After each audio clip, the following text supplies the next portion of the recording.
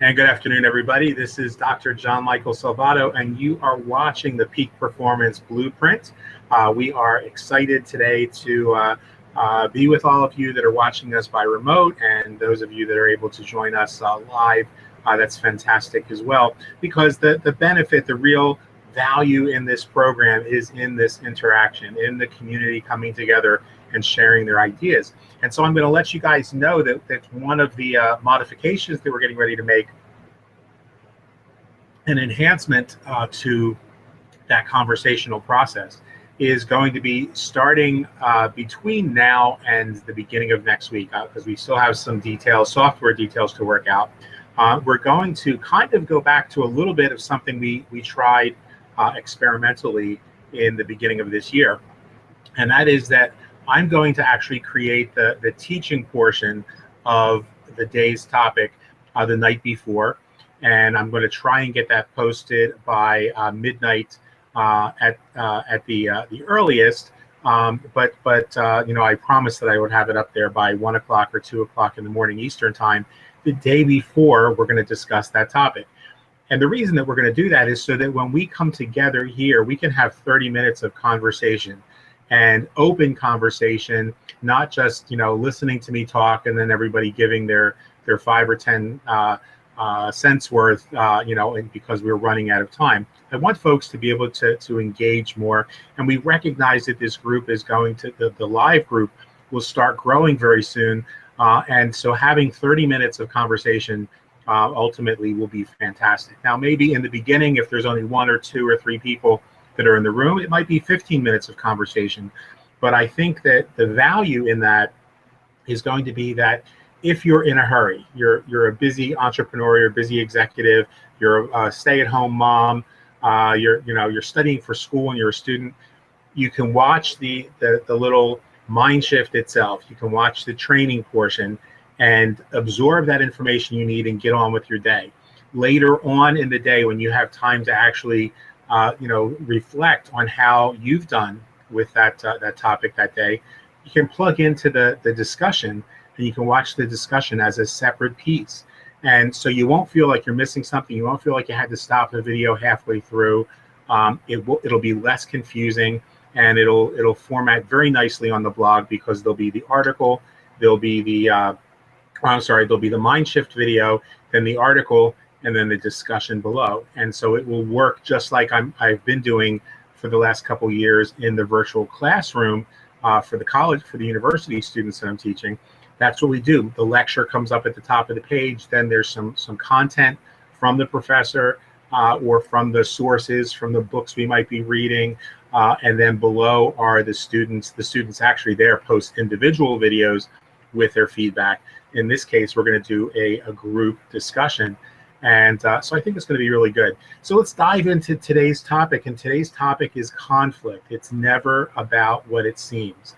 And none of us likes to encounter conflict. I don't think I've ever met somebody who enjoys conflict.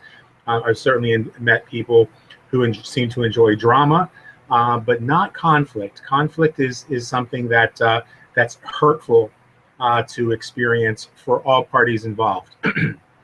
And it might seem strange, first of all, to say that, because the aggressor we normally think of as being somebody who who's immune to the pain of a conflict. But in conflict, there are casualties on both sides. And so what we want to understand today is we want to understand that conflict is never about what it seems. We often we grow up in a society where our emotions are not something that we're always cognizant of. And so our mind begins to try and rationalize why things are the way they are, why we're reacting the way we're reacting, and seems to look at the most recent emotion. And I'll give you a great example in the field of entrepreneurship. Let's say you're a leader in your company, and one of the people in your group is dropping the ball, and you find yourself extremely irritated, and you find yourself in conflict with that person, asking them, why are you not doing anything with your business? And that confrontational approach begins to create a conflict there. Now, you might think that the conflict is about that person not not producing, not making phone calls, not enrolling people, not getting customers. And a resentment can grow out of that conflict. Putting it excuse me, in the other direction. You may have an upline, as I did in my previous company, who's as useless as breasts on a nun. And so you might feel that person does nothing to support you. That person is just, just absolutely the most unresponsive, unsupportive person. And so there may be a conflict, as happened with me, between you and that upline. You might say, why are you so, so uninvolved with your group? How come you're not supporting people? Why, haven't you bothered to enroll anybody in the last 9 months? And a conflict and resentment grows.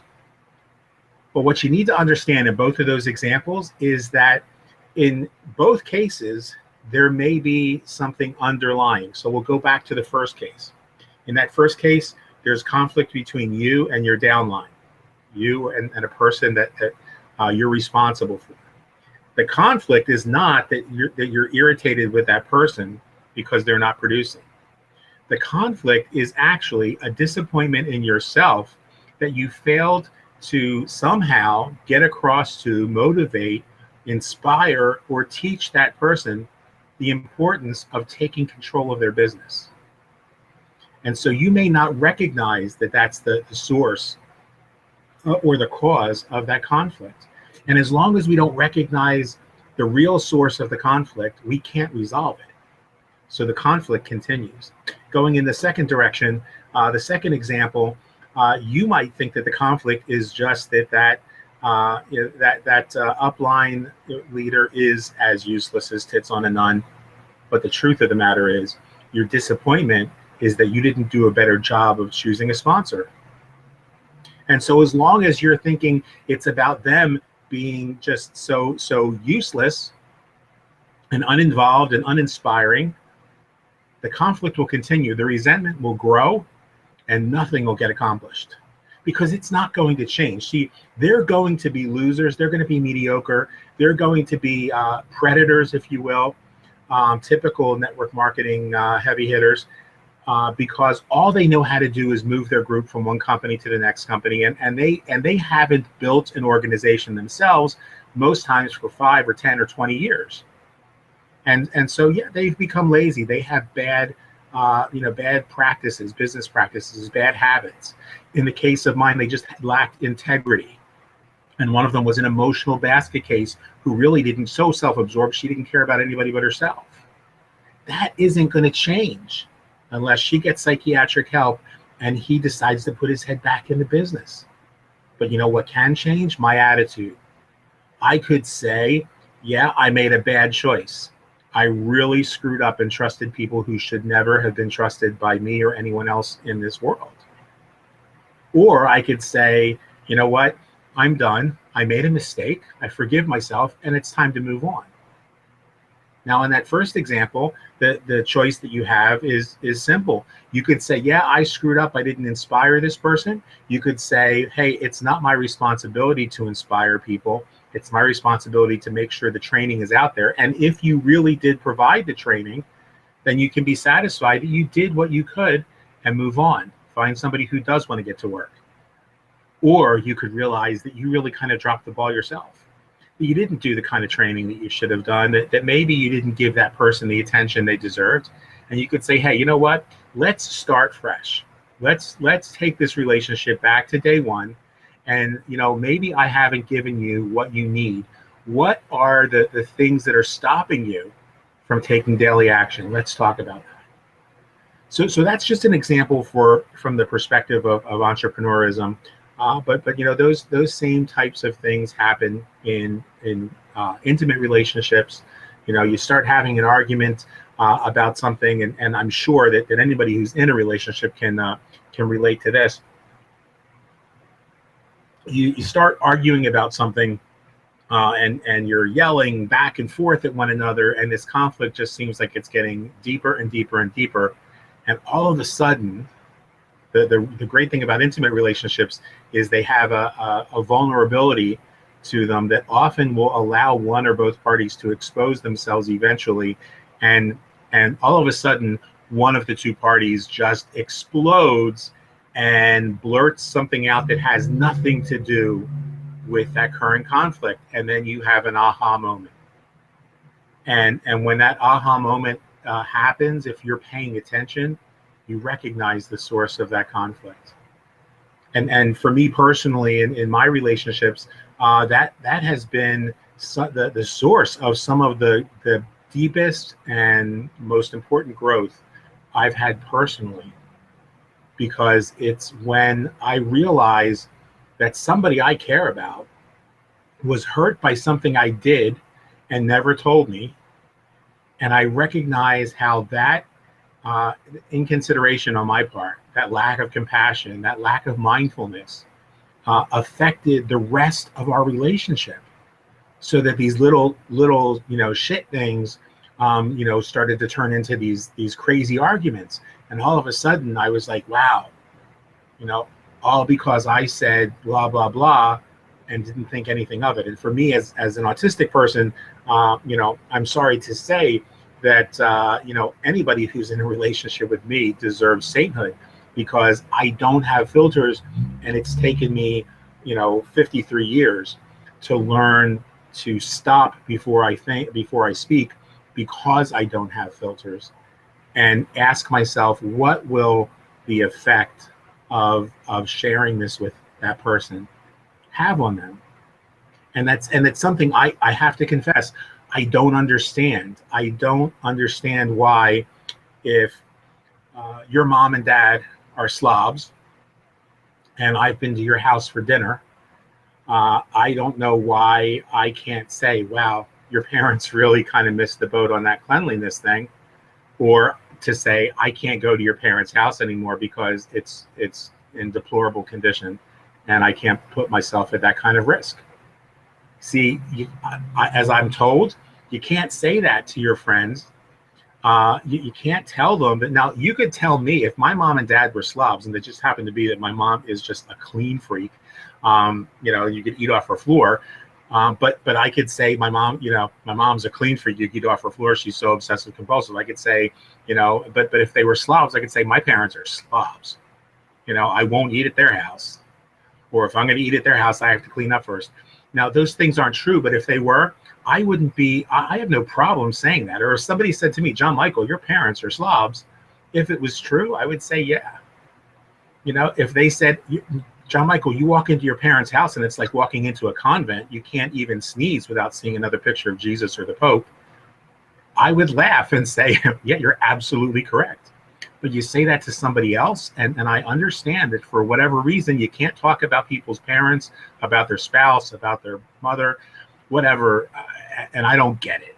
Because if it's true, it's true. But that's my lack of filters. So I recognize that when you say something like that, weeks, months, years later, that friend is going to get into a conflict with you because there's been subtle resentment building over your comment about their parents or their sister or brother or whatever. And eventually they just reach a breaking point from the resentment. It has nothing to do with what you just said. It has nothing to do with the situation you're in. So unless we take time, and again, here's that common thread of the first 58 days of our journey together. You got to return to the present moment. You have to be mindful. You have to say, what's happening right here? Let me just take a breath and look at what's going on deeper. And sometimes that means saying to the other person, hey, this doesn't seem like this is what this is about. Have I said or done something that's upsetting you? Is something else going on in your life that's upsetting you? Remember, it's not all about you. Sometimes the thing that causes the conflict has nothing to do with you. Sometimes it would, in a conflict that I had with that person in my upline, I had to recognize that she needs psychiatric help, that she has mental issues that have nothing to do with me, and I have no idea what they have to do with. But they are the reason she's not as engaged. They're the reason she doesn't help people. They're the reason that she is so self-absorbed, because it's self-preservation. Now, that doesn't make the behavior right. That doesn't make not supporting your organization right. But it also gives rise to a greater sense of compassion. I don't wish ill on either one of those people. I don't wish, ill on the people in my past that I've had to let go of because they were toxic. Because we all have our shit. We all have our baggage. And even broken people, even toxic people need someone to be there for them. It doesn't have to be me or you. You can let them go and wish for them that somebody will come along to be able to help them and that they'll be open to that help. So let's talk about this, because conflict is something that we're going to find in our relationships. It's something we're going to find in our social world. It's going to have an impact on our health when there's unresolved conflict in us. Don't make no there's no qualms to be made about the fact that if you're carrying a burden in your life, in your heart, or in your mind, you get a backache or a neck ache, or you get an upset stomach, or you have heart pains from the anxiety and the stress. Those things that we're carrying, resentment weighs tons, and that messes with your back immediately. That manifests in your physical health. And it's something, of course, that we experience in our businesses. And when there's conflict in a business, then it's something that needs to be resolved. I'm a member of a financial discussion group where we talk about moving our money out of fiat currency into different other investment instruments or savings instruments. And somebody in there was sending me messages for the last couple of days from a religious fundamentalist perspective. And nothing irritates me more than having somebody preach to me about something I didn't ask for. And so there was conflict between me and this person. And I wasn't approaching it. I wasn't looking for the conflict. I simply said, hey, you know what? Is there a discussion group within this same network that I can plug into where people are not going to be preaching to me? Because I didn't come here to hear about your God. I came here to talk about moving my currency into gold and into Bitcoin and into more safer instruments in better countries. And this huge conflict then erupted from a bunch of people who have issues because they feel right now like their religious liberties are being infringed upon, because they, of course, feel that they have the right religion and that the rest of us are not entitled. And so everybody said, well, you're entitled. Everybody's entitled here to express their own religious belief.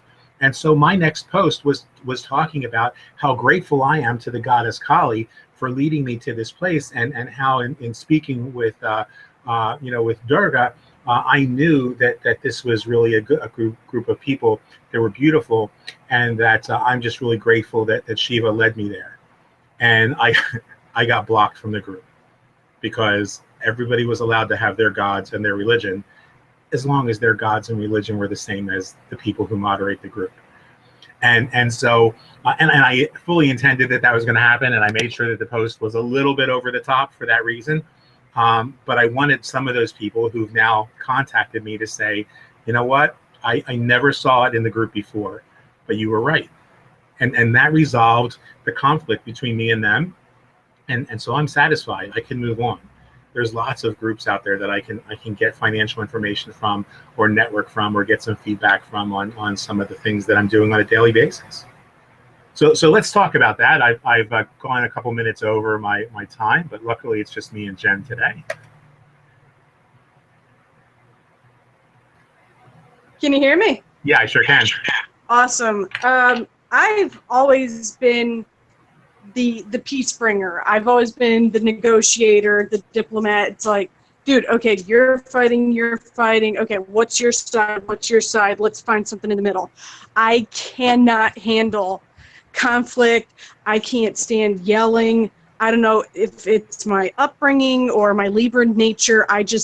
It irritates me so bad. Like, I can walk into a place and it's like, oh, people have been fighting here. I don't want to be here.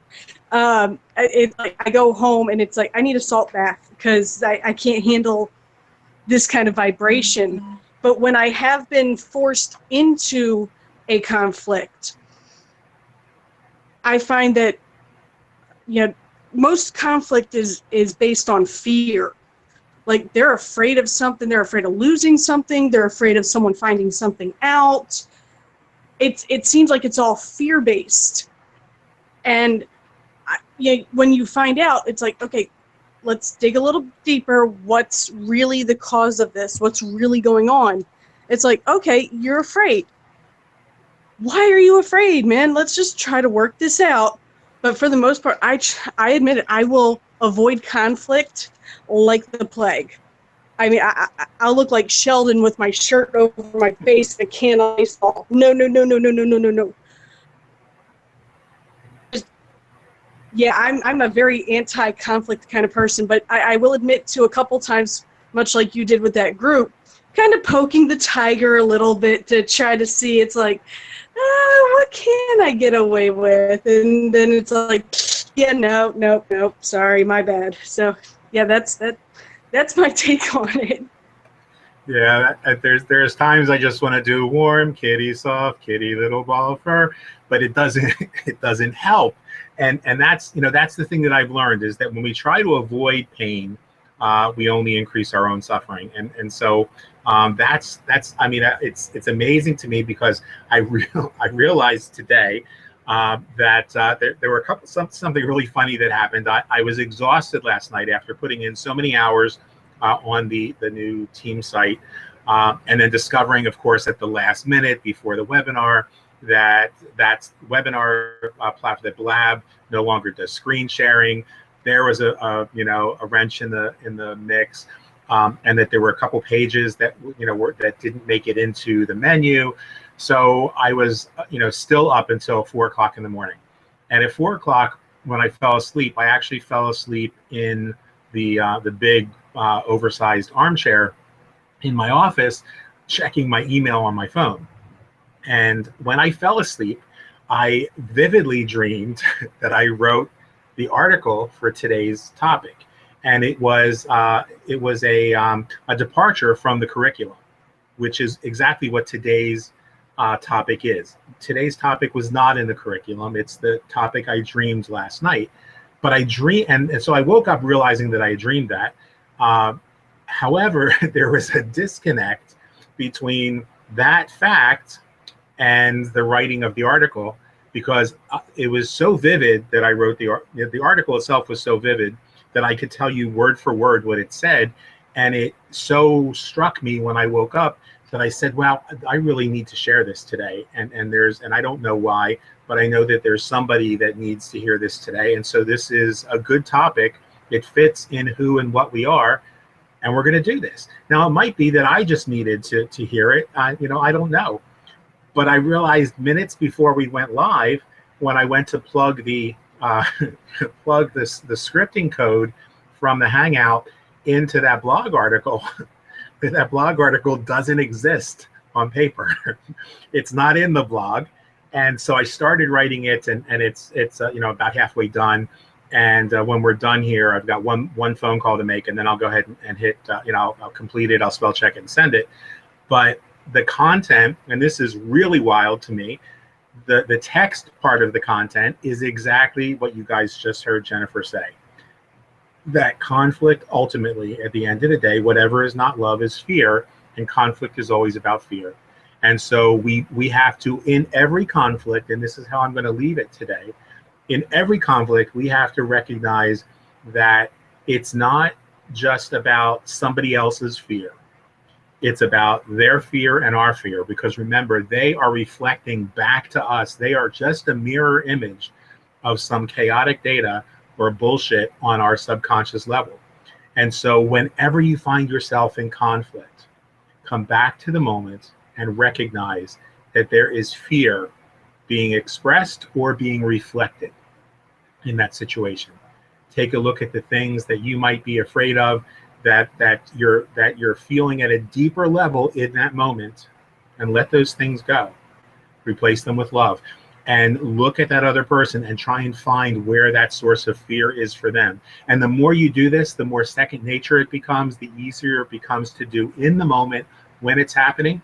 And I can promise you, one of the the great things that'll happen from this, because I was the kind of person who abhorred conflict.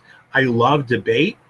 I love heated discussion, and that it just stimulates my mind and makes me have to examine myself, my own beliefs more deeply, and I love that. But when heated discussion becomes yelling, I can't handle it, because I'm very sensitive to sound. I'm very sensitive to stimulus, and that overstimulation makes me really crazy. It makes me feel like I'm out of control, and I begin to spiral.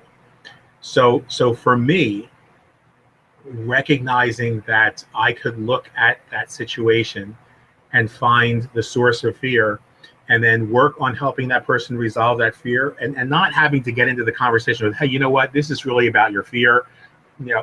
They have to discover that for themselves. But the longer I did that, the cool thing about it is I don't find myself in conflicts at all anymore. I mean, I can honestly say that when that upline person started to scream at me, I will initially scream back. I will cause a state change, because people aren't used to hearing me scream.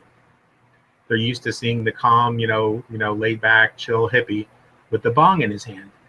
And when somebody starts to become and act like an asshole, I scream right back at them, and that gets somebody's attention right away, because all of a sudden they're like, holy shit, what just happened here?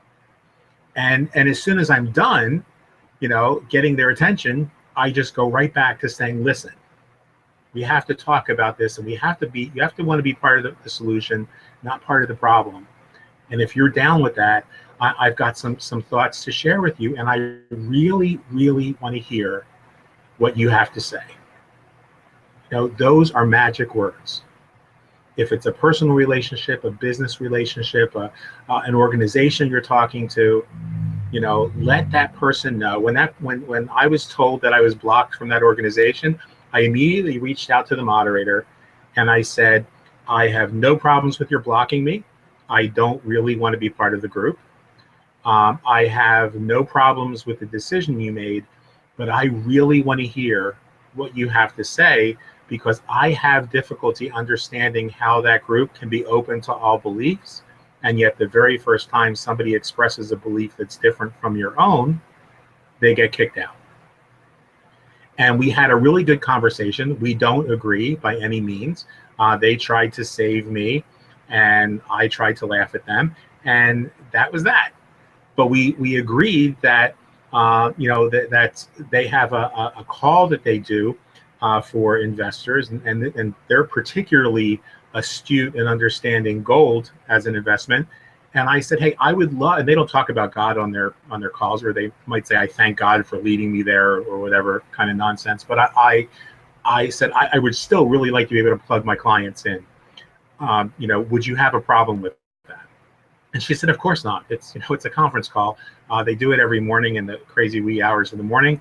Some of my clients are business executives.